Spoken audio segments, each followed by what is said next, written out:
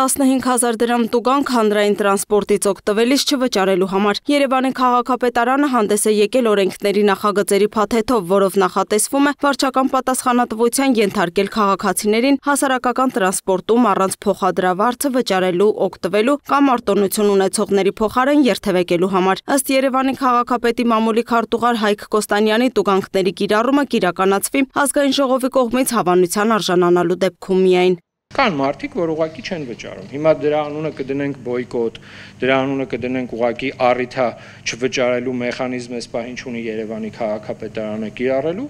Մոտեցման հարց է, ես ոչ մի խնդիր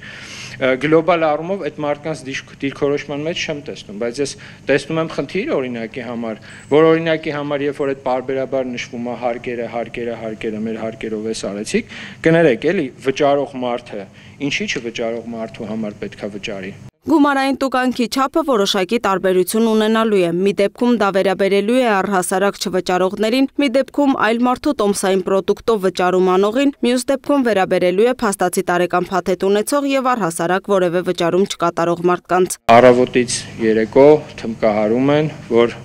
բոյկոտը իր արդյունքները ցույց է տվել, մի դեպքում 60% չի վճարում, մի դեպքում 50%, այսպես ասարցուր թվեր։ Ես ուզում եմ հասկանամ այդ ուրախ հայտարարությունները ինչի համար են, որովհետև վերջն արդյունքում այդ գումարները, եթե օրինակի համար Երևանի քաղաքապետարանի բյուջե չմուտքագրվեն, մենք որոշակի ժամանակահատված հետո ունենալու ենք խնդիրներ։ Օրինակի համար պլանավորել ենք, որ այս տարի 45 հատ տրոլեյբուս պետք է առնենք, ինչպես նախորդ տարի 15 հատ տրոլեյբուս գնացինք եւ 171 հատ Ժոնգտոնք Մակնիսի ավտոբուսներ։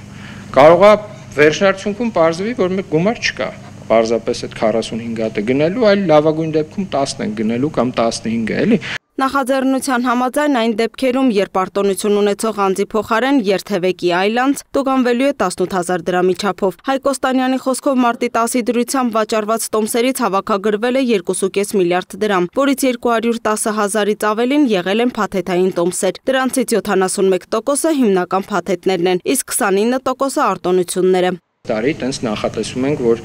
եւս 45 տրոլեյբուս բերենք եւ տեղյակ եք շատերը, որ քննարկումներ կա եւ ինչ որ մի փուլի ասա, այս բան չգիտեմ ինչ հաջողություններ ունենք այդ մասով,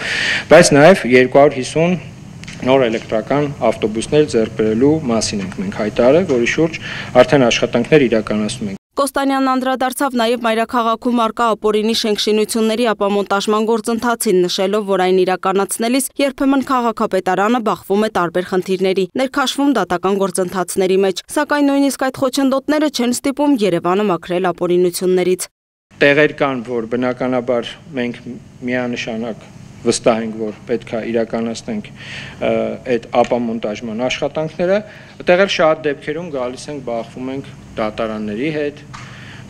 իրավական ինչ-որ խնդիրների հետ, բայց այն ինչ-որ համայնքինն է, այն ինչ-որ համայնքային է, պետք է վերադարձվի երևանցիներին, դա մեր քաղաքականության անբաժանելի մասն է, որից որ չենք պատրաստվում շեղվենք։ Անդրադառնալով քաղաքապետարանի կողմից այս տարի իրականացվող ծրագրերին Հայկ Կոստանյանը նշեց, որ հաջորդ շաբաթվանից Թումանյան փողոցում շարունակելու են իրականացնել ծառերի փոխարինման ծրագիրը։ Նա նշեց, որ նախորդ տարի տնկվել է 5000 ծառ, իրականացվել 30 կիլոմետր ոռոգման ցանց։ Նորքի երբեմնի այգիներում էին, որտեղ որ մենք շուրջ 7 հեկտար տարածքի վրա շատ բարդ ռելիեֆում իմիջայլոց իրականացրել ենք ծառատունք եւ այդ բարդ ռելիեֆային պայմաններում նաեւ ոռոգման համակարգ ենք անցկացրել, որպեսզի հետագայում որովիցե տեսակի խնդիր չունենանք։ Եվ եւս մեկ ցուցանիշ, որը կուզեի ես ասել ծառերի փոխարինման թեմայի վերաբերյալ, դա այն է, որ այդ ոռոգման ցանցի նաեւ ընտրված գուցե եւ ծառատեսակների եւ մոտեցման արդյունքում մենք ունեցել ենք շուրջ 95% ծառերի կպչողականություն։ Լուսինե Գրիգորյան, Սերյան Հակոբյան, Free News, Ազատ լուրեր։